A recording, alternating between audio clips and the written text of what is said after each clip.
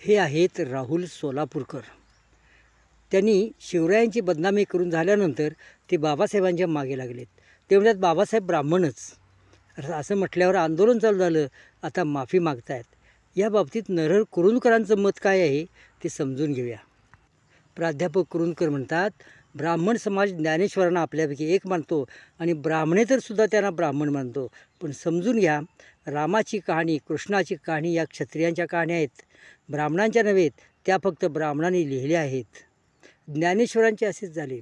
ज्ञानेश्वर ही जाती बहिष्कृतांची संतती. त्यांना कुणी गावात येऊ दिले नाही, शाळेत शिकू दिले नाही, आपल्या पंक्तीत जेवू दिले नाही, त्यांची मुंज होऊ दिली नाही. मुंजच नाही म्हणून लग्नही नाही.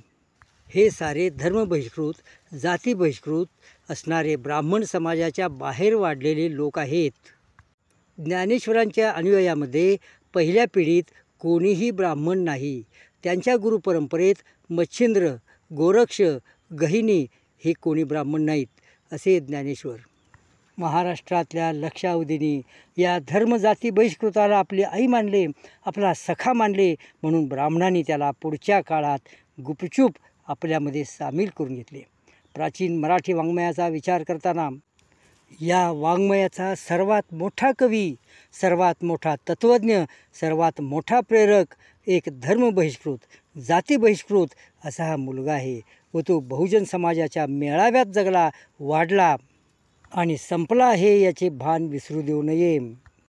ब्राह्मण समाज आज ज्ञानेश्वरांना ब्राह्मण म्हणतो. उद्या कोणत्याही मोठ्या माणसाला ब्राह्मण ठरवून तो आपल्यात घेऊन समाजाला वंदनीय ठरवून अलगदपणे आपल्यामध्ये उचलून घ्यायचं हे काम करतो. विशेषतः ज्ञानेश्वरांच्या बाबत बहुजन समाजाने अधिक काळजी घेतली पाहिजे, कारण हा मराठीचा पहिला बंडखोर आहे. मित्रांनो, नरहर कुरुंदकरांनी सांगितलेली हीच बाब आता या आपल्या बाबासाहेबांच्याबद्दल खरी ठरते आहे. बाबासाहेबांना ब्राह्मण म्हणण्याचं काम ह्या सोलापूरकरला दिलेलं आहे.